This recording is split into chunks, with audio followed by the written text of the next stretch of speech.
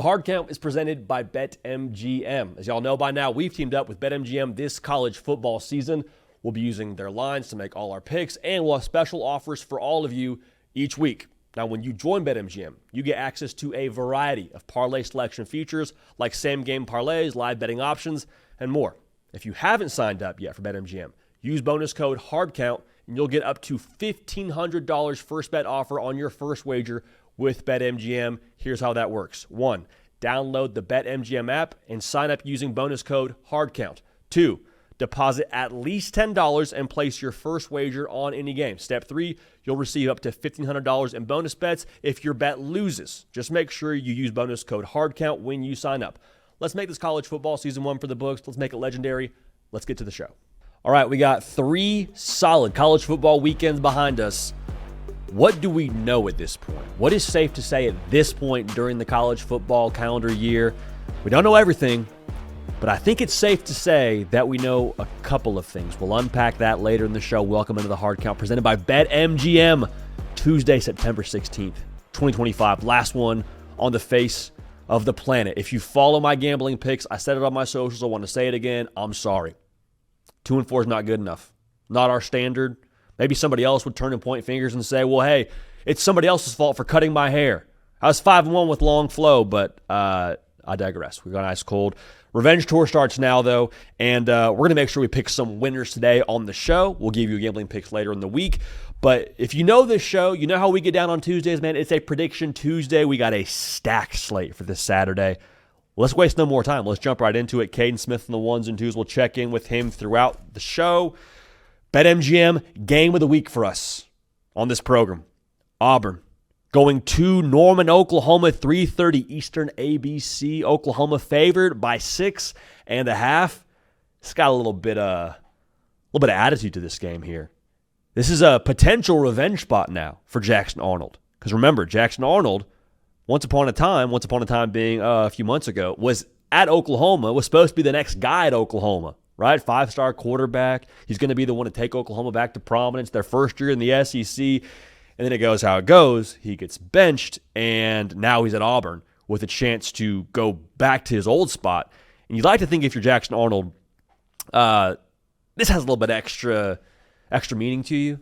You know, I don't think Jackson Arnold's going to say anything during the week to create any narratives or any extra buzz around his return to Norman. But you got to think, man, for him, it's personal.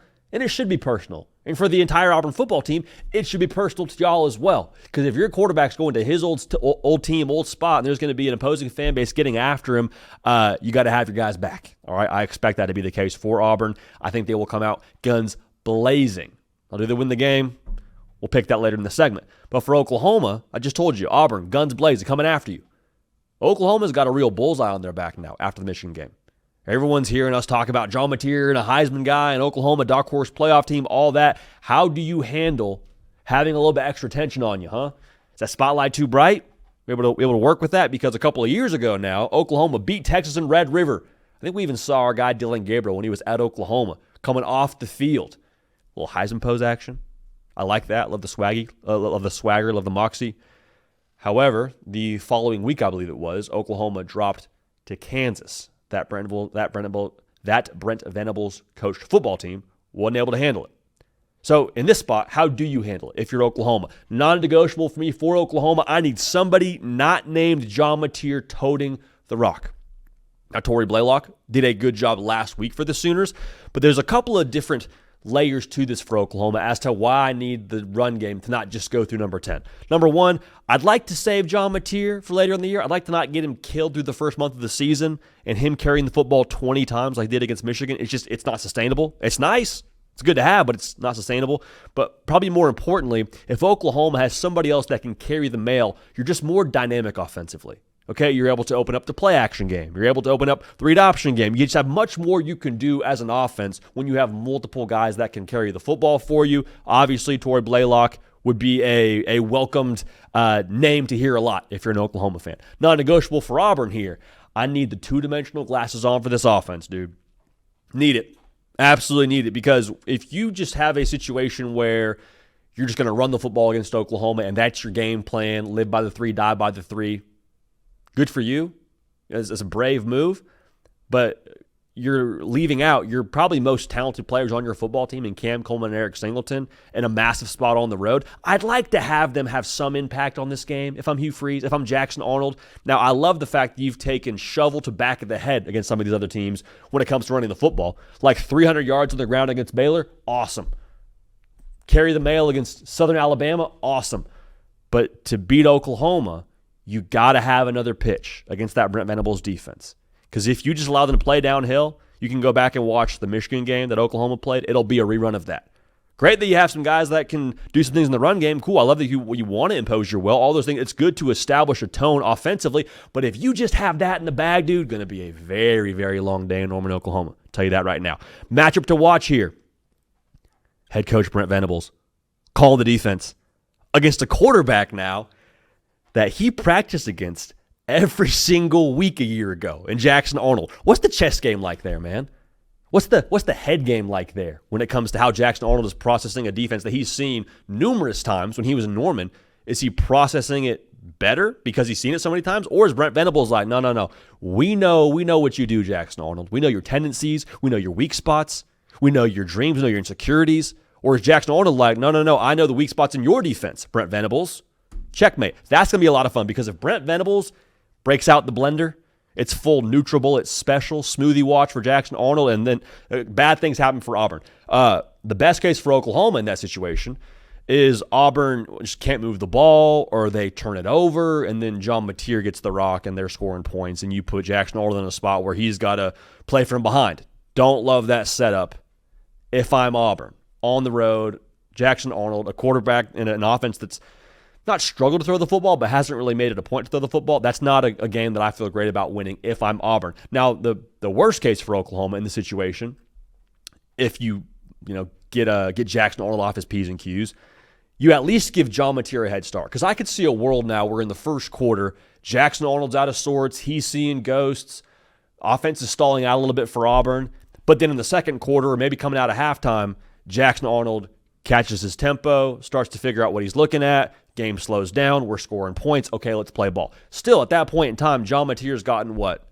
A 7-point head start, a 10-point head start? And again, if you're playing from behind, if you're chasing, if you're Auburn on the road, I don't love that situation. Now, on the flip side, if Jackson Arnold, just what I said, is already reading the mind of Brent Venables, he's seen it before it happens, he's filling in the blanks before Brent Venables even brings the pressure, and he's just playing a step ahead. Okay, now, that's where the dudes on the perimeter for Auburn can get involved. Because if you can just see it, if you're Jackson Arnold, and process it all in real time, there's weapons for Auburn that can go win against anybody. Whether it's Oklahoma, whether it's Georgia, whether it's Notre. I do not care who this Auburn receiving corps is up against. I think they're talented enough to win against anybody. So if Jackson Arnold sees it and can process it and then deliver the football, then we're scoring points. Then we start a party. Then the swagger builds for Jackson Arnold. And a confident Jackson Arnold we've seen now, ask Alabama from a year ago, is a dangerous Jackson Arnold. Also, too, if you give a head start to that Auburn defense, they got some guys up front too now. And that's kind of the next matchup I want to break down here. The Auburn secondary has got to hold it down on the back end against Oklahoma. They gave up 419 yards last time we saw them play a Power 4 football team in Baylor. Tell you what, John Napier and this Ben Arbuckle offense, they're not quite as aerial friendly as the Baylor offense is, but they still, I promise you, watch that tape, licking their chops. So I think for Auburn, I don't think it's a thing where you just straight up win the matchup on the back end. I think that matchup, to me, favors Deion Burks, favors Jaron Kanik, the converted tight end from linebacker who's real deal fast for that position, just in general. I think for Auburn, you win your matchup defensively by forcing the issue against John Napier on the D-line in that front seven. Auburn has the number 12 sack rate in America, all right? Right around 10% of the snaps they are getting to the quarterback. So I'm telling you, I don't think that you're just going to outright win this matchup on the back end.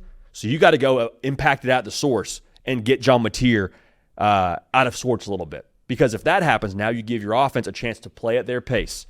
We're watching this thing. Again, it's ABC on the broadcast, and it's 3:30 Eastern, and maybe it's you're getting maybe a little late lunch, and you're watching this whole thing happen. It's like 7-3. Oklahoma's up 7-3 or Auburn's up 7-3. That kind of a margin, that kind of a game in the first half is favoring Auburn in the sense that you don't have to ask Jackson Arnold to then go do something he hasn't done to this point in the year, which is push the ball downfield and answer scores. Now, if Oklahoma is able to Just what we said about the matchup for Auburn offensively. If it's the inverse of that for Oklahoma and they're processing the pressure and they're able to kind of get out ahead of what Auburn's doing defensively, well, then they're able to, just what we said Auburn doesn't want to have happen. They're scoring points. They're playing from ahead. Bad vibes, bad situation for the Auburn Tigers. One thought I have as we break this game down, college football is awesome because it very oftentimes doesn't make sense. Look at the box score, look at the matchups, watch the tape, all those things. You can do all of that perfectly, but then you watch the game that actually unfolds from everything you broke down, and you're like, wait a second, that doesn't compute. That doesn't line up with what I saw during the week when I was prepping for this game. I wonder how much of that we see from this Auburn team with Jackson Arnold, because I think the unquantifiable is, do we see him play some inspired football? Sounds like I'm pulling something from Hollywood or from like the Rudy movie. I'm just saying, I wonder how much we see from Jackson Arnold play with an edge, play with a chip, play free, and what does that translate to for Auburn offensively and their offensive production in this game? Remains to be seen. But again, it's unquantifiable for a reason. I can't quantify it. I don't feel good predicting it. I think Auburn has to be aggressive any way you slice it, offensively and defensively. And I personally think that caters to the style of play that Oklahoma is going to play. If you're going to apply pressure to John Napier, you better get home and you better be right. You better force a turnover or two in this spot. I think that John Napier is going to see that, be able to process that with him and Ben Arbuckle's football relationship, be on the same page, find the weak spots in this Auburn defense. And it's going to take, I think, something from Auburn offensively that we haven't seen them do just yet, which, again, is answer scores in bunches and be able to push the tempo in their pass game. So with that being the case, I'm going to take Oklahoma to win the football game. I'm going to take them to cover. I think the final score is 34-24. Sooners get it done in Norman. They get their first win in the SEC and stay undefeated going into another week of the college football season. Good stuff, man. A lot to unpack here for that one. I'm excited to see how that game goes back and forth. Even in a loss, if Auburn drops that one, I think there's something to be learned as to the chops of a Hugh Freeze coached football team here in year 3. Speaking of year 3, Nebraska and Matt Rule in year 3. We got the Bussin' Bowl, baby, 3:30 Eastern, CBS, Memorial Stadium. Michigan going to Lincoln to play Matt Rule, Nebraska. And if you're Michigan now, the sense of urgency should be pretty high. Because you play Ohio State the last game of the year. That'll be a tough test. But you already got one loss on the docket for yourself now, right? Now, 9-3 doesn't necessarily scream college football playoff at-large bid. Now, for Michigan, they still obviously control their own destiny and everything's in front of them in the Big Ten. But you don't want to find yourself in a spot where you drop one in Big Ten play, you drop this one, and it's like, whoa, okay, hang on now. This is getting a little bit late early here if you're Michigan. So the sense of urgency for them, no Sherrone Moore on the sideline. Bryce Underwood's fourth start ever playing college football, second road start. There should be a pretty good amount of, hey, let's go now. Like, sense of urgency for Michigan, I think, should be higher than maybe we're speaking to right now in the college football public. Now, speaking of urgency, if I'm Nebraska, there should be a sense of urgency on their side because this is sort of your chance now to announce yourself in the world of college football in 2025. Like, this is kind of as good a time as any, right? I just told you, Michigan does not have their head coach on the sideline. They're up against a freshman quarterback making his second road start. His first road start ended with a loss for Michigan. So if I'm Nebraska now, you've been working in the shadows for a while. You've been chipping away. You've been doing the dirty work. And now in year 3 now, we keep saying this is the year where Matt Rule's football teams typically pop at this point in their life cycle. Does it happen in this game? Remains to be seen. Non-negotiables for me in this spot. You got to let Bryce Underwood cook, man. You got to. He is the best player for my money, talent-wise, on your football team. I don't believe there is any limit to the amount of impact he should have on this game. What I mean by that is, against Oklahoma, didn't it feel like watching Michigan, they were playing with a certain governor to themselves? Like, they weren't totally letting Bryce Underwood just go do what he does and go be special. I think Bryce Underwood in this spot needs to have, call it 10 carries, give or take. Like, I think his legs need to impact the game some way, somehow. One, it settles him down, and it'll be a spot where he's on the road and have a chance to kind of have the game come to him a little bit more if he's able to not be too antsy, and getting him a couple hits early in the game, to me, would help that. Also, you saw what he was against Central Michigan. Like, you saw the Bryce Underwood experience when he's carrying the football. Good things happen. Guy's special with the ball in his hands. So you get a little +1 run game action, get the running back in there and blocking for him. Nebraska has struggled defending mobile quarterbacks. Go ask Brennan Sorsby from Cincinnati. They were in that game in the fourth quarter, and Sorsby had thrown like 33 yards passing, but was cutting them up on the ground. Bryce Underwood is a different level athlete than what Cincinnati has at quarterback. So for Michigan, let's let Bryce Underwood go do what he does, which is be special. For Nebraska, I need the supreme game plan here offensively. I need all the ingredients. I need the creativity. I need the window dressing. I need the trick plays. I need all the stuff to play with the eyes of this Michigan defense to, as best we can, scheme around the personnel, what I would call disparity right now in Lincoln, Nebraska. Because I think Nebraska's got good football players. Nebraska has good enough football players to win this game. However, if you were to tell me that Michigan and Nebraska are going to have the exact same game plan going into this thing, and it's going to be man coverage for Nebraska and Michigan, and it's going to be pro style on offense for both sides, Michigan still has better players. So with that being said, I need there to be something from Dana Holgorsen here to give us an edge offensively. I don't think you beat the bully on the block just trying to play his game. And Michigan, in this spot, physically, I think still is that bully, even if it isn't quite the gap that it was when Matt Rule got to Nebraska. Now, within that vein, I think Nebraska winning on the perimeter with their receivers, especially in the quick game against Michigan secondary, is going to be huge. The best way I can say this is Nebraska winning on the outside, especially at the line of scrimmage, with their receivers, with Dane Key and Ja'Cory Barney, kind of just be like eating good. You know what I'm saying? Like you're eating a nice bowl of rice and steak and some veggies. There's the immediate impacts of that. Like it tastes good. First downs, tempo, good down and distance, all that's points probably more often than not. That's the immediate impact. But the eventual impact is you feel good, clear skin, run game opens up. Dylan Raiola gets some confidence. You get in a spot where maybe you can push the tempo a little bit more against a Michigan football team and force them out of what they want to do, which is pound the rock. That is so crucial for this game because that would, again, be kind of the equalizer in my mind against the Michigan talent that they have on the defensive side. I think you got to try to scheme it up in the quick game for Dylan Raiola right off the bat to give them a chance at success early in this spot. Now for Michigan, if they're able to win this matchup, if they're able to keep Dylan Raiola from getting comfortable and they kind of keep a little in the quick game and we're checking the stats in the first half and it's like, man, Raiola's 3 for 12 with 35 yards. That's not good. One, Nebraska's stalling out. That's one part of this. But more importantly, it becomes Michigan's style of game in the sense that, okay, if you're Nebraska, you got to try to commit to the run game a little bit more, right? And try to establish something on the ground, which then lets that front seven just go cook.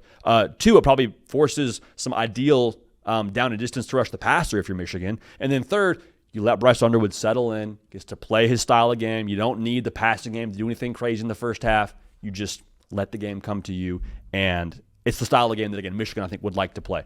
Now, the other matchup here in this spot is the Michigan dynamic run game. We talked to a little bit already in this game against the Nebraska front seven.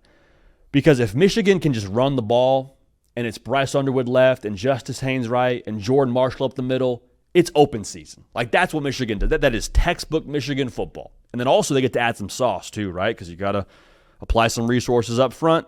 Donovan McCulley over the top.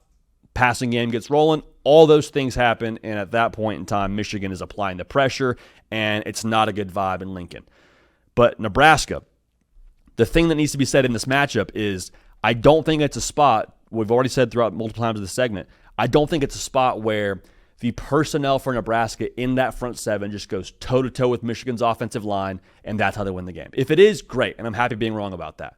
I think for Michigan, what I'm looking at with Nebraska's defense is they're allowing 4.8 yards a carry, licking my chops.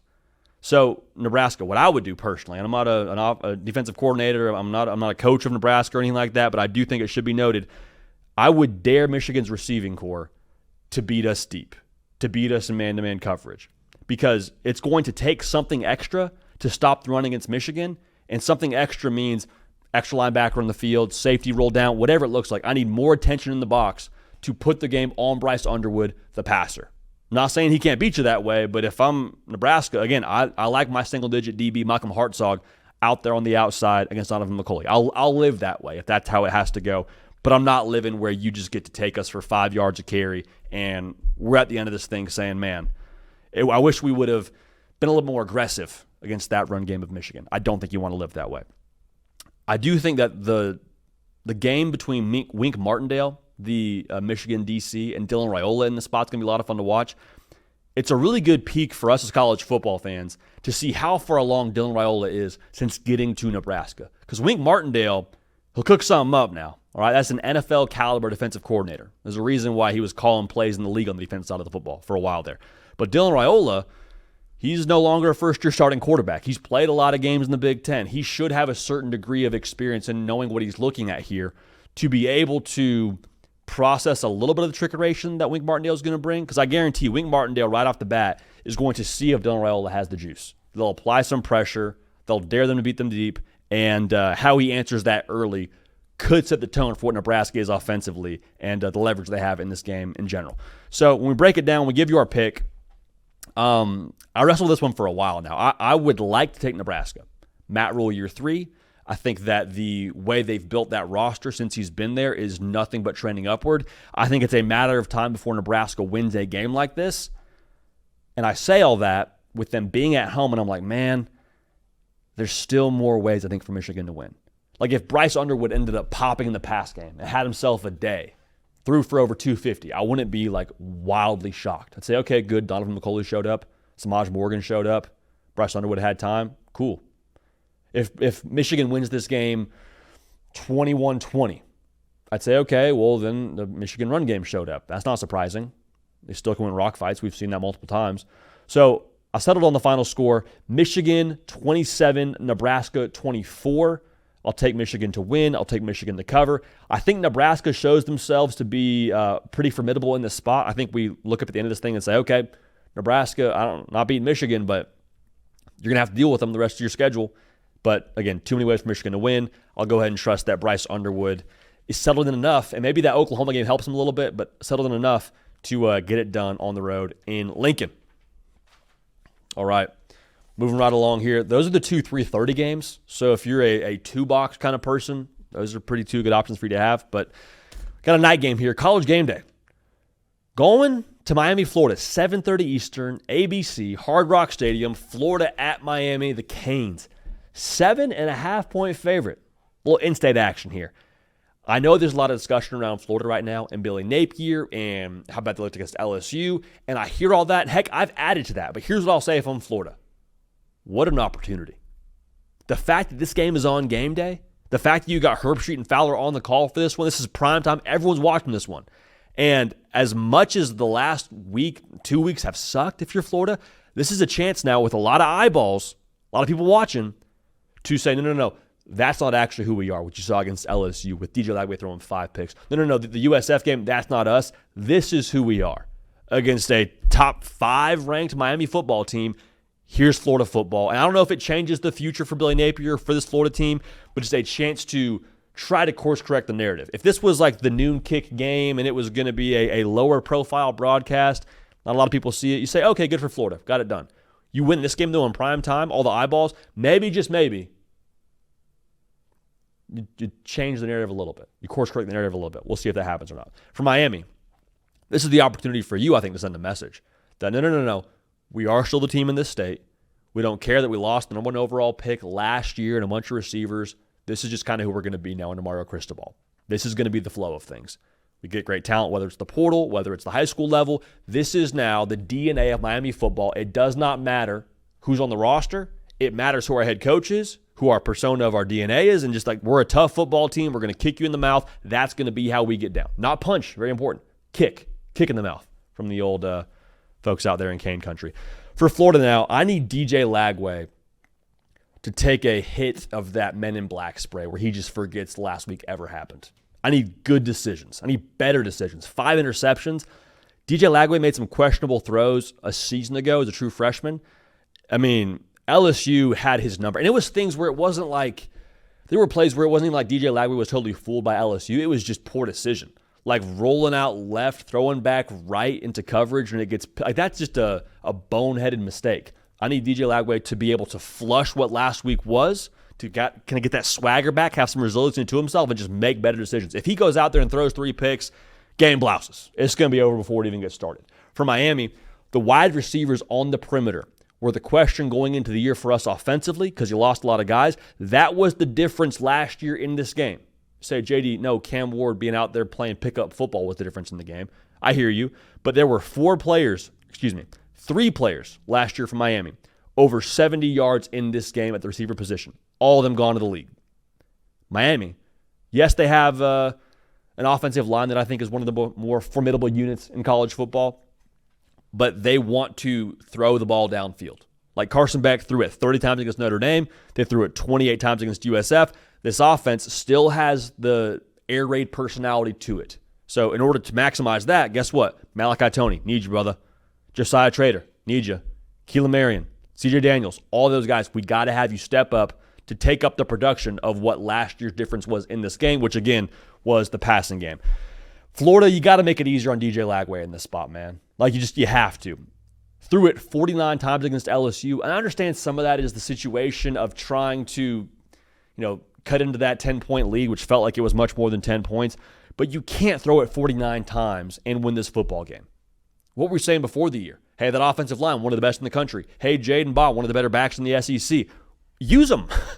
Hand him the football. Take some pressure off your quarterback that's reeling after last week. Even if DJ Lagway makes better decisions in this spot, throwing the ball 49 times is not a recipe for success against Miami. Now, you got to have the pass game present, but if I'm Florida, I would make it a point to commit to the run game, slow the game down, take pressure off DJ Lagway, just shorten the game, take the ball out of Carson Beck's hands. Finding a way to run the football is paramount in this spot. Now, it's not going to be easy because you got a good front seven from Miami on the other side, but you got to find a way to run the football if you want to win this game if you're Florida. For Miami, something I'm watching here, their ability to handle the potential ebbs and flows of this game. As talented as Miami is, as good as they've looked to this point in the year, Miami has not trailed one time in a game just yet. They were tied with Notre Dame in the fourth quarter, but they have not had a spot where it's like, oh, shoot, Miami's got themselves kicked in the mouth. Miami drew blood, actually. Miami's the one that's got a bloody lip right now. What's up? How can they respond? And I trust Mario Cristobal, but there's a lot of new pieces on this team. New quarterback, brand new defensive staff, whole new secondary put together via the portal. There's a lot of new pieces, and so I wonder a little bit what happens if we look at the game. We're getting our game break in from Matt Berry or someone, and it's like, whoa, hang on. Florida's up 10-3. Well, hey, it's 13-7 Gators right now going in at half. How does Miami handle all that? They haven't had to yet. How would they handle it? Excited to watch. But for Miami, the difference this year that we talk about going into the season, in addition to the secondary and the receivers and all that and Carson Beck, are you able to have the pro mentality? Are you able to be indifferent to the circumstances of a game or the spot or all those things and handle it like a pro? Because if you go down 13-7 or you go down 21-10, can you handle that, look that in the face, not flinch, play your game, and go win a football game at home against a better-than-the-record Florida team, in my opinion? Now, I mentioned the run game for Florida. I still think the skill players in the perimeter got to do something for you. Like, when we talk about what this Miami secondary is, I think they're better. I truly believe that, but I also think that if you were going to test them, that would be the spot that I would test if I was Florida. And we talked all offseason about how good Florida's wide receiving core was supposed to be. I understand Dallas Wilson was banged up last week, didn't play, but J. Michael Sturdivant, talked about him all spring long, all fall camp long. Would like to see that show up. Would like to see Aiden Mizell show up, Eugene Wilson show up, and not just show up in the sense that, oh, cool, 3 catches, 45 yards. Somebody break out in this game because your quarterback's down, you're in a spot now as a team where you're down. Some receiver go step up and make a play and be the reason why you can match Miami on the scoreboard. It's going to take 7, not 3 in this spot, dude. Got to match 7 with 7. If you exchange field goals for touchdowns, if you're Florida, going to be a very, very bad vibe. Because I think the trenches actually in this game could kind of be a wash for both. I'd be surprised if either side shut the other down fully running the football or either side was just dominant. I think both are good, but I think they could kind of cancel each other out. So Florida, if you want to win this game, playmakers got to step up. DJ Lagway, handle business, but playmakers got to step up for sure in this spot. Should be noted, Notre Dame with a first-year quarterback on the road, first start ever, played pretty well. DJ Lagway, your move, brother. So, picking this game, could see it breaking a lot of different ways, actually. I do think that Florida and how desperate they are makes this extra intriguing. if you're going to draw a line in the sand, if you're Florida, like this is kind of the time to do it with everyone watching, with its in-state foe. Like this is kind of the time to do it. However, I just think that Miami is more mature than maybe they've ever been. I trust this Miami team more than I do previous versions of Miami. I'll take Miami to get a win here. I think it's probably a low-scoring affair.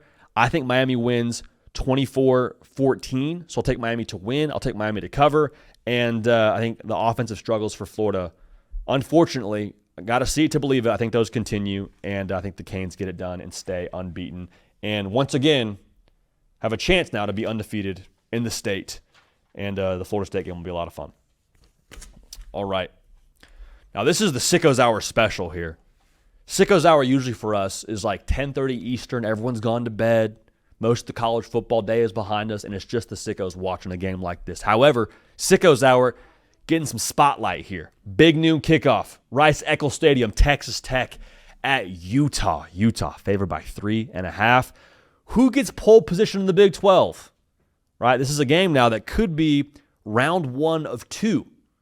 Do not be shocked in the slightest if we see this matchup once again in Jerry World for either side of this to punch a ticket to the college football playoff. Both teams coming undefeated. Both teams pretty much boat raced everyone they've played.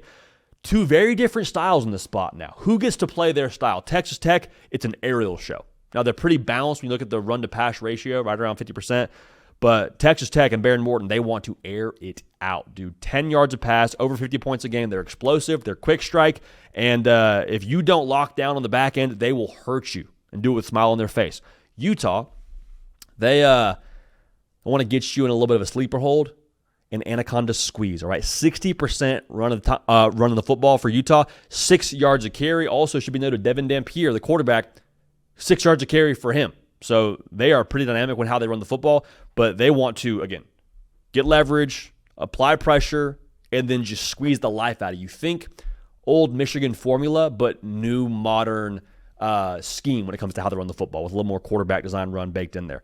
So for Texas Tech, defensively, that's how you're going to set the tone for your offense to be able to do what they want to do. Because if you're in a situation where you can't stop the run and Utah just gets to impose their will and take hammer to nail over and over again, and it's like, Baron, we'd like to get you on the field here, but Utah's got a 10-play drive going right now. It ate up half the first quarter.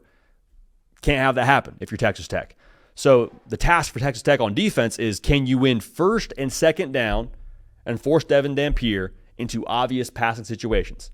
Now, I think Devin Dampier can still beat you throwing the football, but Utah likes to do most of their work downfield off of play action, off of the RPO, things of that nature, which is most effective when you're living in 2nd and 4, when you're living in 3rd and 2, situations like that. So for Texas Tech, can you stay disciplined is the other part of this. Because I mentioned the RPO stuff, I mentioned the misdirection stuff. They do a great job, does Utah, toying with the second level of your defense, getting you flowing one way, they're throwing back the other. It's a jet sweep across the formation. It's Devin Dampier the other way. That has got to be something that Texas Tech can account for. And maybe to put it most simply, just like win in space. Got to be able to tackle in space. When it's out on the edge and it's your DB on their running back, can you make a tackle and stop them short of the line of the gain, set up a situation where you can play the next down and not get shook in the open field. They get 7 more yards. It's 1st and 10. Clock keeps moving. Chains keep moving. Bad vibe for Texas Tech. And the offense for Texas Tech doesn't get to have their say on the football game. That's how you would lose. That's how you would lose a game like this. Now, for Utah, I want to unpack it in the same way we unpacked Texas Tech's side of the ball, or Texas Tech's side of this game, rather. Comes down to the Utah defense, right? If you want to give Devin Dampier and your offense a chance to play their style, well, then your defense, pretty straightforward, has to hold up their end of the bargain and not get you in a spot where you're down 14-3 in the third quarter or 21-10 in the third quarter. It's like, hey, we kind of got to start throwing a little bit more. We can't run the ball 60% of the time and overcome a 2-score lead. It's not going to be sustainable. So the Utah defense for me, yes, you got to win on the back end, but I think it's maybe more important to win on the back end for like 2.5 Mississippis, because Utah, they're great at getting to the quarterback. They are number 6 in America in sack rate. 11% of the time they are getting home. So pretty straightforward. You got to disrupt Baron Morton if you want to have a chance to win this game. Because I think if you go back and watch Texas Tech, they've been dominant, no way around it.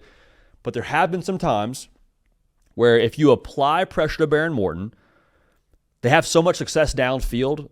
Maybe, just maybe, there's a chance that he puts the ball up for grabs. We saw it against Oregon State, resulted in interception.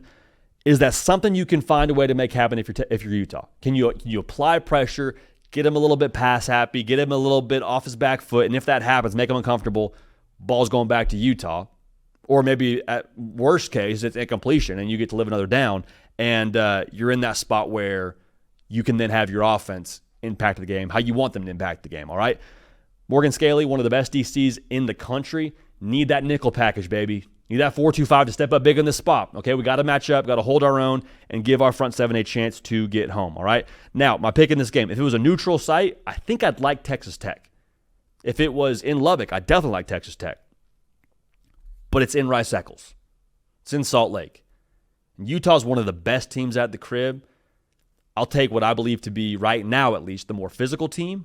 I'll take the team that I believe to be right now the team that can probably impose their will a bit more on Texas Tech. So I'll take Utah to win this game. I do think it's close. I really do. I think we get a phenomenal product in the big noon spot. I'll take 31-27 Utes. But Gus Johnson and Joel Klatt got a good one on their hands. I do think Utah ultimately does win this football game. We'll take them to win, and by nature of the number, we'll take Utah to cover. Cato, the Big 12 is a conference that is near and dear to your heart. You've been talking Iowa State. You've been talking Utah. Texas Tech's a team we've talked about a lot on this show. Give me your thoughts on this one, man. I see you throwing up the U, man. Like, are we rolling with the Utes on that side as well? What's the vibe here? Come on, man. You know I'm rolling with my Utes. I was on the Devon Dampier hype train early. I remember watching Devon Dampier play against Auburn last year in New Mexico, and he had some of the best 1-yard rushes I've ever seen. Just running away from Auburn defenders and defensive linemen, shaking people out of their shoes and just turning a negative play into a positive play. This guy's awesome. This program is just awesome in general. I love the fit. I love him bringing his offensive coordinator with him. I was early on this wave. This is my Big 12 champion pick. And this game is my Super Bowl. I mean, Texas Tech. Let's go. Texas Tech is an awesome squad that they paid a lot of money for. But I could see this going either way. But at the end of the day, man, you can't transfer in that Kyle Whittingham level of toughness and grit and culture in the trenches. I think that Utah's defense is going to be the key in this game. They have a defensive lineman, John Daly, not the golfer John Daly. Yeah. But 5 sacks already on the season, up there, tied with a couple other guys for most in the country. I think if he and some other guys can get that pass rush on Baron Morton, who's not really predicated on his legs, I think that'll be the biggest difference in the game outside of just the pure physicality of Utah. And the same way you wanted some Napier magic, some Dampier magic. Sprinkle it in there. Sprinkle it in there too. He's a special player, man. He is so twitchy. He has that Kyler Murray level of twitch and evasion and can just make magic out of nothing. So all of that said, I'm rolling with the Utes, of course. Wouldn't be surprised if Texas Tech was ever to pull it off because Joey McGuire's a great coach. Sure. Barrett Morton's in his 5th year. Like, this is an experienced, expensive team. So it's going to be a great game, though. I love this at the noon spot. Wake up, cut this on, cup of coffee, maybe breakfast sandwich. Like, it doesn't get much better than this for me. The Big 12 is going to be week in and week out the best league to watch, I think, as far as competitiveness, and this game will be a good introduction to that for sure. Outside of the Week 0 game we got across the pond. It sounds funny to say out loud because it's such a no-duh statement, and Kirby says that every single week at a press conference, but like it really feels like this game, especially with how these two teams operate with the different styles, feels like it's going to come down to who tackles better. You know, like Devin Dampier in space, and then on the other side, Texas Tech, when they run quick game, when they get the ball in the perimeter,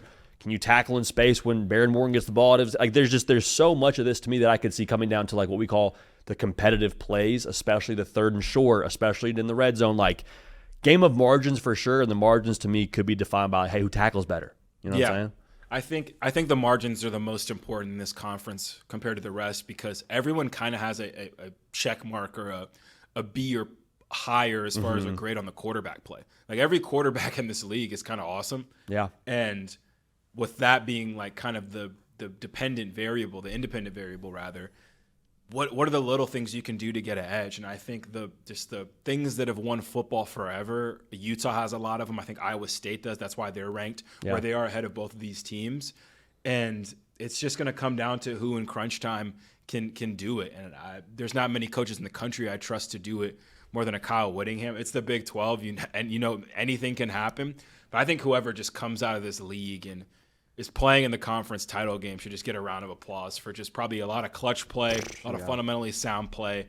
And I'm pumped for this one, man. I don't have enough words to express how pumped I am for this game in Salt Lake. Last thing I'll say, I think I'd like Texas Tech a little bit more. Obviously, if it wasn't in Salt Lake, but if there was if this was a game played in like late October, maybe early November, because all the portal pieces for Texas Tech, I don't think we give enough attention to as the college football public, like how tough it is to get a group of new individuals to gel properly and to be all on the same page and to be in sync. And Texas Tech, they poured in a lot of talent. There's no way around that, but it's a pretty high volume of new talent. So guys being on the same page versus a Utah team that I believe is pretty well off when it comes to returning production, guys that have played together. Just I worry about that gelling, which is another reason why I'm with you on Utah. Yeah, a couple things there, and we can get out of here. Utah is going to revert to their training. Like you said, early in the season, you lean back on what you're good at. And Utah does have some new pieces, but even those new pieces, Devin Napier and that offensive coordinator brought in some pieces from his team as well. So there's like several players in this offense that are coming from New Mexico. And then the pieces that aren't that are Kyle Whittingham program guys. So you got to love that for sure. You talk about the home field advantage. Joel Klatt was adamant when they moved to the conference that Utah automatically had the best home field advantage in the Big 12 with what they got going on there. It's a very special place, so really excited about that too. Those are the only two things I have left on this game. I mean, I could keep talking about it forever, but we got other stuff to get to, some really fun and exciting stuff to get to here, man. But yeah, man, this game, it's I feel like a kid on Christmas Eve, and the days are just counting down till we get closer and closer to it, man. So there you have it, man. Caden Smith and I, if we go down together like the chain smokers. Utah, we're taking them with the win. You taking them to cover, Cato? 3.5? I'm telling you, I'm a little jaded on the spreads. I'm just money line. Utah money line. Utes money line. There you have it. Signed, sealed, delivered. That'll be a lot of fun, though. A little something to get the day started. Big 12 action in the noon window. So we're 3 weeks into the college football season. If your team played weeks 1, 2, and 3, then you have 25% of your regular season games already played. What are the things that we can safely say right now during the college football season? We still hold some of these opinions loosely as it pertains to other thoughts across the country, but like these things I think we can right now somewhat, again, safely say to be reality at this point in time. And the number one thing that I think is safe to say right now in the world of college football is Tennessee, they won that quarterback trade with UCLA. Remember, it's the spring game. Tennessee, is Nico going to play? Is he not going to play? It breaks, I believe it was either the day before or that morning, Nico Iamaleava is going to hit the transfer portal. Fast forward the tape, Hugh transfers to UCLA, and who's already at UCLA, but they won Joey Aguilar, who's like, well, shoot, looks like the writing's on the wall for me here. I'm going to go somewhere else. He ends up in Knoxville to be the starting quarterback at Tennessee. We have the first ever on record quarterback trade in college football.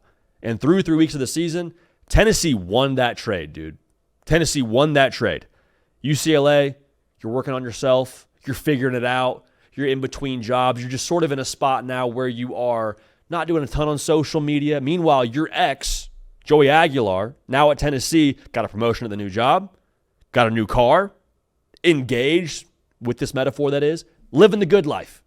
You're checking Instagram like, dang, ex is living pretty good right now. Yeah, they are. Joey Aguilar, numbers aren't lying to you, man.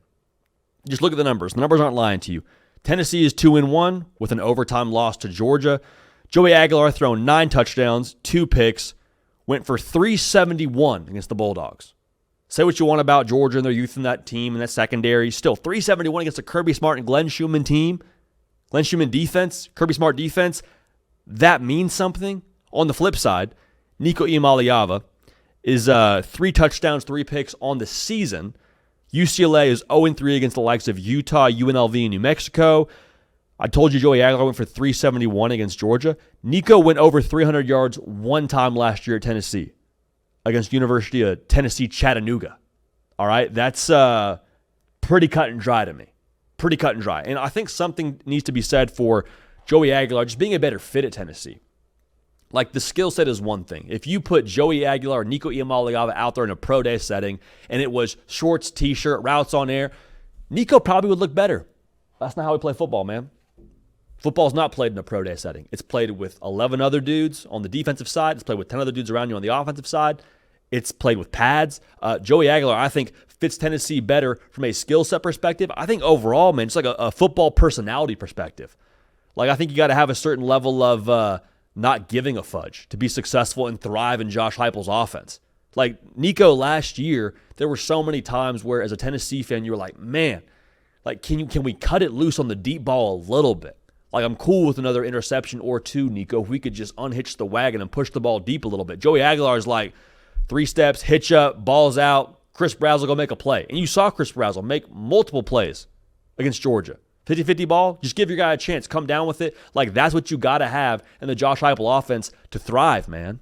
You got to have a little bit of gunslinger to you. And Joey Aguilar very clearly has that. Because when you can run the football the way that Tennessee runs it and then be a threat to push the ball deep the way that Tennessee was against Georgia, the whole offense is open to you. Like, there's a reason why he went for 371. It wasn't just because it was a good scheme. That's part of it.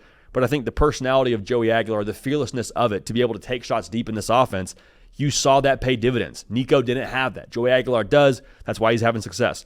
In the exact same vein, Joey Aguilar never once looked overwhelmed against Georgia.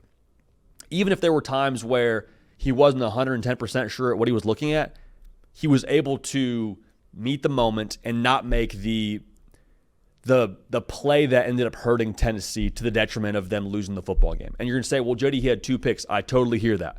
But I would much rather live that way in a football game than watch Tennessee a year ago with Nico Iamaleava feeling like he's like double clutching all the time, not really sure what he was looking at with the looking at the rush a lot. There was just a certain sense of like unsureness, insecurity to Nico Iamaleava's game at Tennessee a year ago. And going back to the personality, that's kind of, I think, the Joey Aguilar effect there. Like the willingness to cut it loose, the willingness to be able to step up in that big spot. Joey Aguilar played well enough to beat Georgia. Now, you missed the field goal and you live that way. If you're a Tennessee fan, it's unfortunate, but like he played well enough to beat Georgia, and I think that should be noted. Last year, Tennessee was not sniffing that win over Georgia. You say, well, JD, it's Josh Heupel. Going back to what we said already. It's a scheme thing. Josh Heupel's quarterback friendly, all those things. Josh Heupel was there last year too. Josh Heupel was calling the offense for Nico too, wasn't he? Didn't have success like Joey Aguilar's had. Well, JD, it's the weapons. Is it? I don't know. Chris Brazzell was there a year ago. Did he get better? Yeah, I suppose so. But you also had Brew McCoy a year ago. I think was pretty good in Tennessee. I think this is just pretty cut and dry. Tennessee won this quarterback trade. So here's what I hope coming away from this thing. One, I hope Nico figures it out. I do. I think he's super talented. I think he is from what I can gather, like a good kid for the most part. Like, I don't have any like personal knowledge of Nico Iamaleava. I think he got bad advice and took bad advice, to put it simply. But as much as I hope that, I also hope that this is kind of a cautionary tale for us in college football. The grass is not always greener. The portal is not always the answer. It's not always, I got to go somewhere else to help myself be in a better spot. Like if Nico was at Tennessee, would he be doing what Joey Aguilar is doing? I don't know. But I guarantee you they wouldn't be 0-3. Guarantee you he wouldn't have his head coach fired. Guarantee we would have 3 touchdowns, 3 picks. Like I think there'd be better numbers than that. So this isn't me blaming Nico for Deshaun Foster being fired at UCLA, but I just think there needs to be something said for the grass, again, not green. The pivot isn't always the right move in college football. And I think that the Nico situation is hopefully a cautionary illustration for us and for other individuals that maybe are considering making a transfer portal move in that same vein. So safe to say this far during the college football season, Tennessee won that quarterback trade with Joey Aguilar. Now, I think it's also safe to say Oregon is a wagon right now in college football, dude. And I'm not just talking about through the first 3 weeks of the season. I'm talking about we're going to get to November. We're going to be talking about the Oregon Ducks playing for a Big Ten title game. I fully believe that. Now, the reason why this needs to be discussed, Oregon coming into the year, 109th in returning production. They lost Dylan Gabriel. They lost Tez Johnson. Lost some guys on the defense. Totally true. Totally fair to be worried about that. Totally fair to discuss that. But Oregon, even with all that they lost, they are still, for my money, one of the best teams in college football. I don't care that they boat raced Oklahoma State and it was Oklahoma State. I don't care that they beat Northwestern. To me, it's how it looks. It's how it looks. It's what you see on Saturdays that is going to translate to those later months of the season, all right, when they play better competition. They're going to be able to score with anybody. I fully believe that. Dante Moore looks as good as any quarterback Oregon's had under Dan Lanning, and that's saying something with Dylan Gabriel and Bo Nix. the way that the ball comes out of Dante Moore's hand is just different. It's just that's the best way I could say it. You see the pop, you see the velocity, you see the arm talent. It's different, man. And it's different paired with the fact they got different level of playmakers on the perimeter. Now, of course, you lost Tess Johnson. You'd love to have Evan Stewart back at some point in time. But I would argue this is maybe as multiple as I can remember Oregon being on the perimeter with the Kenyon Sadiq, who's a freaking action figure at tight end, with DeCorian Moore, who looks nothing like a freshman. We've talked about multiple times on the show. Malik Benson kind of getting back right from his days at Florida State not going how he wanted. You're seeing all the hype around him before he got to Alabama being one of the top JUCO players in the country. You're seeing that translate at Oregon to this point. And I think some of that has to be accredited to Will Stein and how he's calling this offense. Will Stein, I'll keep saying this, he is going to be a head coach at some point in time in college football. So as long as in Eugene, Duck fans, enjoy this dude. He is creative with his play calling. He's aggressive with his play calling. But at the same time, sometimes you hear, play callers described as aggressive and creative, and they almost get cute. Will Stein's not cute with how they call the offense. It's physical, it's downhill, it has an identity, and they run the football, man. That's what Oregon has done. They're in for 300 yards plus against Oklahoma State. That's something to be noted, all right? The way that he calls the offense fits their personnel, but it's maximized by Will Stein with how they dial it up. I think it's also important to note that the defense, we don't have a filter on them right now. We don't. Oklahoma State, Northwestern, love you, but there's nothing for me to take when it comes to what the Oregon defense is. But I think when you look at the roster, the Oregon defense looks how you would expect it to, given Dan Lanning's football genetics. Coached under Kirby Smart and Nick Saban. Going to specialize in the trenches. Going to be aggressive. It also looks how it should look when you have the backing that Oregon has. They're able to go out and acquire the top players in America and put them on the defense. I think that probably bears some conversation. So while we don't have a great filter to run this defense through right now, I think our eyes aren't lying to us when we watch Oregon play football. They're able to, I think, hang with anybody in the line of scrimmage, and I think that secondary with a Peyton Woodyard, with a Dylan Thieneman, the guys they have on the back end are more than good enough to hang with who they got to hang with when it comes time to those big games in November and ultimately the Big Ten title game. The Dan Lanning persona, too, is maybe what gives him the most confidence in this football team, because the talent's one thing. A lot of teams are talented. A lot of teams have good quarterbacks. But I do think that when you talk about the way this Oregon team is wired, it reflects to me the way that Dan Lanning is wired, which is no nonsense, block out the external, take every game as its own, all the cliche stuff that actually matters in college football that Oregon majors in. That makes a difference, especially late in the year where everyone's beat up, everyone's tired. I think Oregon might end up being one of, if not the most mentally tough team in college football, just by nature of who their head coach is. Dan Lanning has had a lot of narratives around him in his short time as a head coach, but it's funny those narratives never seem to have much staying power with him whenever they're a negative narrative. Because what was the narrative going into last year? Dan Lanning, hey, super talented team. He's a great recruiter. Not a great game day coach, though, because he went for it a couple times against Washington, and I don't know if I trust him when it's the fourth quarter. And then what happens? Ohio State game in Autzen. He outsmarts the rule book. They got 12 men on the field to be able to use to their advantage against Ohio State. Okay. Not hearing much about Dan Lanning as a game day coach anymore. In a negative sense, are we? No. Dan Lanning, there were some murmurs that he couldn't win the big one, which is kind of bizarre because it was only 2 years into his career as a head coach. But, lost to Washington twice, once in the Pac-12 title game. Then what happens?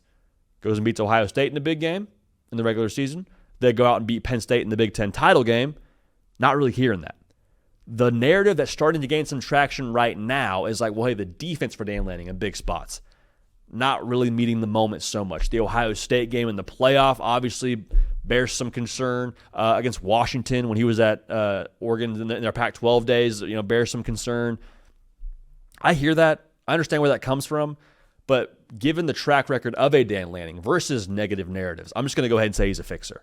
I think he's going to fix it. I think at some point in time, Oregon will get in that spot yet again, and we'll talk about, wow, look at the Oregon defense, the way they met that. Look at the Oregon defense flying around. That's a Dan Lanning defense right there, and we'll very quickly forget that people are talking about Dan Lanning's defense in the big spots like that Rose Bowl game and like the Washington game a couple of years ago. So to put a final point on this, man, I think that Dan Lanning is the perfect blend of old school coach in the sense of hard on his guys, demands a lot from his guys, but a a new school communicator with how he gets the best out of them. You go and look at the hype videos that Oregon puts out. It's the jump around, Pavlov's dogs kind of thing they do before Wisconsin. Says, hey, we're going to play jump around in practice because I want you guys to know when we have this team in the fourth quarter and they play jump around, you embrace that. You enjoy that. You get dialed up for it. Fourth quarter against Michigan, I'm going to call a timeout, and it's going to be thumbs down gladiator style as we see people file out of the stadium. When we play against Oklahoma State, their coach talking smack? No. We're going to make sure that we pour it on to them. 69-3. Handling business. Like, he gets the most out of his players in a way that he's demanding, but also I think he's a player's coach in that same vein, which I think is making him the number one communicator in modern college football for my money. So you got the head coach, you got the roster. I don't care how much they lost a year ago. I just think this is who Oregon is now in modern college football. They're always going to have top-tier talent, and I'm very excited to see what they are here going forward. When it comes to the context of this 2025 season, all right? So that's good vibes for Oregon. Our next discussion in terms of what's safe to say right now in the 2025 season, it is safe to say you are worried about Clemson. In fact, if you're not worried about Clemson after that Georgia Tech game, I don't know what you're watching. When someone tells you who they are, believe them the first time. When someone tells you who they are in 3 different games, believe them. Clemson, through 3 games, has not been good enough up front, offensive line or defensive line, to warrant the discussion we had about them before the college football season started, which was super talented team. They could compete for a college football playoff spot. They're an ACC title lock, all that. I don't see that on the field right now with Clemson. I don't. And it's extremely, extremely concerning. And I think that the boat started to really take on water after that Georgia Tech loss. Because when I watch Clemson play, what we thought they'd be before the year was this enforcer in the trenches, this team that, kind of imposed their will on you. I don't see that. I see Haynes King on 4th and 1 getting a first down and me not being surprised in the slightest. Like, yep, Georgia Tech, tougher football team. That's what I see when I watch Georgia Tech play Clemson. I like Cade Klubnik as a quarterback. I think that his skill set has more in the tank than what Clemson's able to utilize to this point, but why are they not able to utilize it? I don't see the stuff around Cade Klubnik to maximize him. And you say, well, J.D. Antonio Williams not being available so much against Georgia Tech. Okay, I hear that. He has to get back in the lineup. It's a big part of this. But when Troy is getting pressure on you with 4, we got problems. When we don't have to add an extra blitzer, and it's a G5 team against Clemson with that offensive line that's played together, we got problems, man. We got problems. There's no true running game at Clemson either. Like Adam Randall had a 30-yard rush against Georgia Tech, which was kind of a bust from Georgia Tech. If he doesn't have that 30-yard carry, he has 50 yards rushing in that game. You got to be able to run the football to maximize Cade Klubnik. Otherwise, as a defense, I'm not worried. Not in the slightest. Why would I be worried? You're a one-dimensional offense. It's time to be concerned about Clemson. And I think the easy, low-hanging fruit with Clemson is that it's a portal thing. Well, Dabo's got to embrace modern college football. Well, yeah, you took a couple portal guys, but you got to actually go to the portal and add more talent. Will Helt, that's great. Tristan Smith, cool. Good for you guys. But you got to go add some more real talent. Not a talent problem at Clemson. Clemson has better players than Georgia Tech. Didn't matter. What is the issue here? Seems to be toughness. Seems to be line of scrimmage physicality. Seems to be the offensive line playing together. All those things through 3 games, to me, hey, red light, major red flag. I'm concerned about Clemson. Because you look forward now, they still got to play Florida State. Still got to play that team that took the absolute paddle to Alabama, dude. I don't feel great about that game right now if I'm Clemson. Here's what I will say. As much as it's fair to, and I am transparently concerned and worried about Clemson, I'm not counting them out just yet because we've seen this before from Clemson. We saw them a year ago go 9-3 and make the playoff. Why? They won the ACC. Clemson, as much as the LSU loss sucks, as much as the Georgia Tech loss sucks, I think they will have a really good chance to still play for the ACC title should they find themselves in a spot with 1 ACC loss. All right? But it's not a spot where you should just feel like, oh, it's all fine and dandy for Clemson. No worries. No, there's worry to be had there. But now if you're Dabo, we talk about culture, we talk about all those things that make Clemson Clemson and kind of the unquantifiables, the Dabo's way kind of thing where he's not going to do things the portal way. He's going to protect his culture. Okay, that culture's got to show up right now. That culture's got to show up after a Georgia Tech loss where you run the table the rest of the way, win the ACC, make the playoff, go on and run, all those things. Because right now there's real concerns at Clemson with everything I just said on both lines of scrimmage. All right, so concerned about Clemson for sure. Not counting them out. Not writing the obituary. Super talented, but something's got to change. And if it doesn't, Clemson will miss the college football playoff. Believe you me. Hate to be concerned this early in the season, but it's where we're at right now, Clemson, South Carolina. So that's what we're concerned about with Clemson. I got a call from one of you, 629-888-3931. Go ahead and give us a call at the voicemail box for the hard counts. That's the number. Leave us a voicemail. Keep it within 30 seconds to be somewhat concise so we can get you on the air. But one of you is very worried, dare I say past worried, when it comes to what Notre Dame is right now. Go ahead and take a listen to this. JD, it's Joe in Virginia. Just curious, do you have anything that I could entertain myself with on a Saturday, since apparently Notre Dame doesn't want to entertain me? I thought after Miami it would come out eventually that, there was food poisoning or something, because there's no way we're that bad on both lines of scrimmage after the way that we played the year before and letting multiple offensive linemen walk out the door, not bringing anybody in really on the defense. Hey, we're solid. We've got the Jews. We got everybody coming back. No, we're just bad. And so just curious, what should I do on a Saturday? Because clearly it's not meant to be that I should watch good football by my Irish. Joe, appreciate you calling in.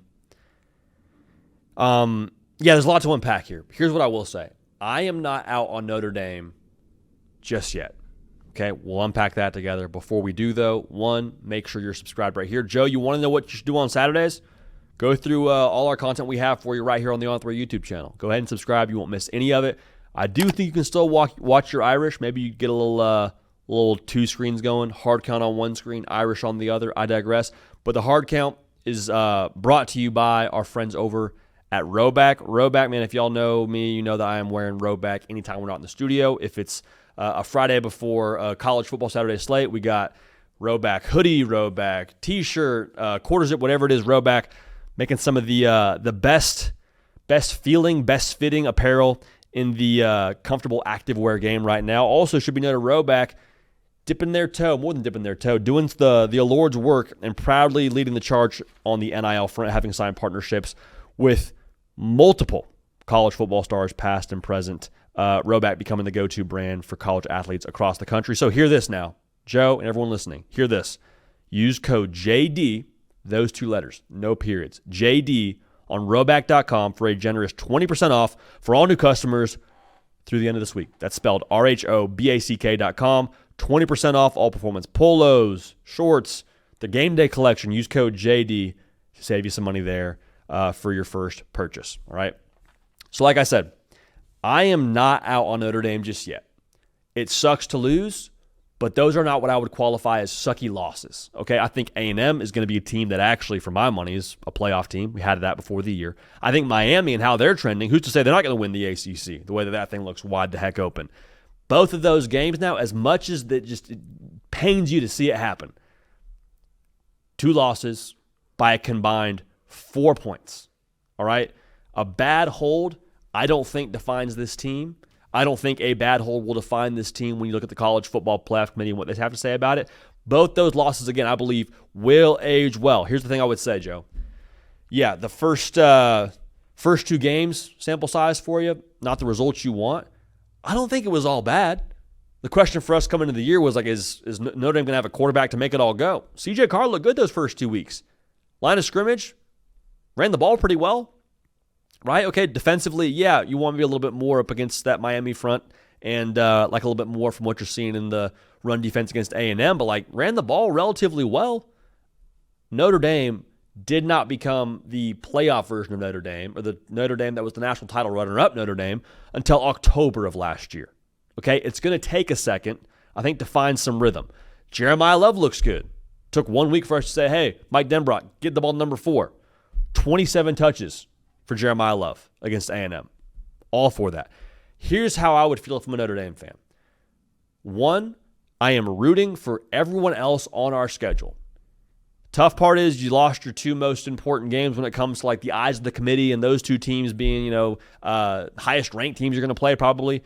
But like we're rooting for NC State. We're rooting for Pitt. We're rooting for USC.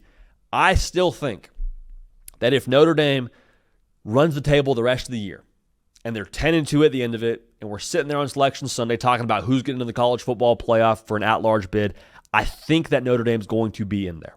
Because right now, I don't see like a Death Star team in college football. I don't see like a juggernaut. I'd be surprised if we had any team going undefeated this year in college football. Just my own take on things. So with that being the current landscape in college football, I think it's fair to assume that some chaos could ensue. You have to squint too hard to see like a couple of 9-3 teams in the SEC, a couple of 9-3 teams in the Big Ten. I think that could happen.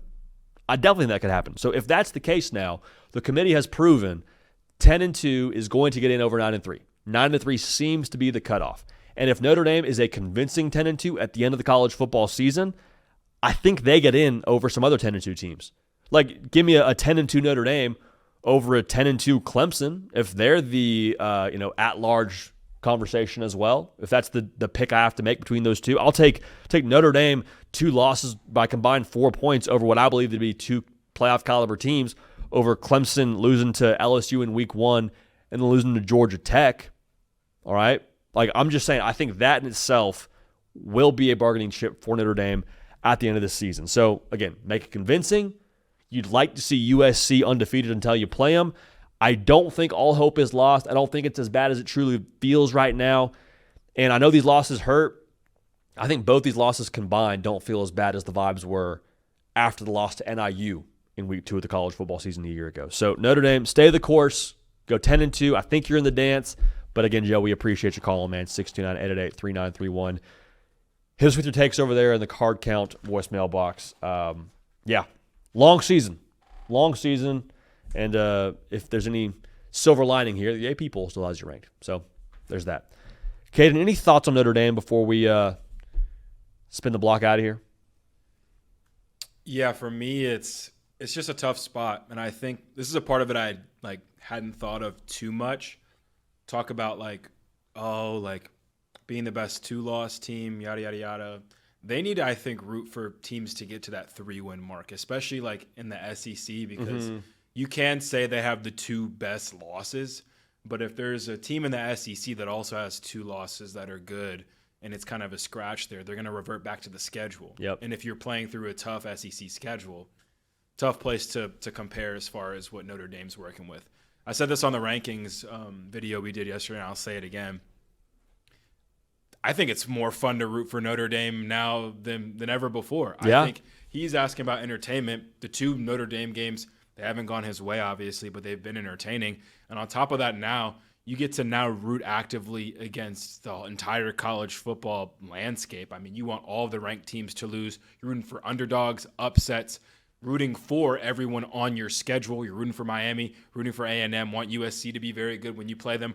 I think Notre Dame having that low chance to make the playoff just puts them in a very fun underdog spot to where now you don't control your own destiny. Your back's against the wall, and you can just root for chaos in college football to where we've seen quite a bit this season. So I'm with Notre Dame. Let's do it. 8% chance, Marcus Freeman.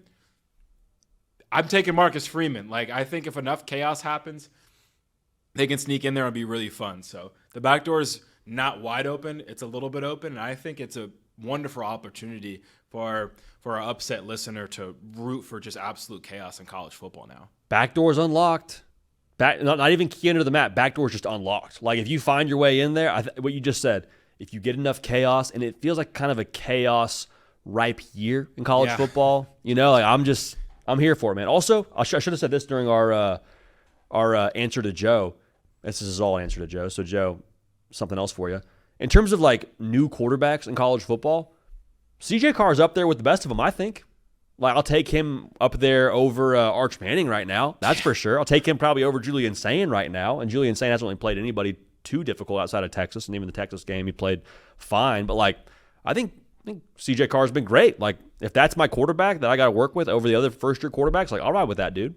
Yeah, and you have to think things will only get easier for him moving forward. I mean, I can't think of two worse matchups as far as your introduction to college football than what Miami and A&M have, just physically, secondary, line of scrimmage. Like that's he's battle tested. Like I don't know if there's any 2-game starters ever in college football that are now more battle tested than CJ Carr. The timely turnovers are tough, but I think he'll have a couple games here going forward to get his confidence up.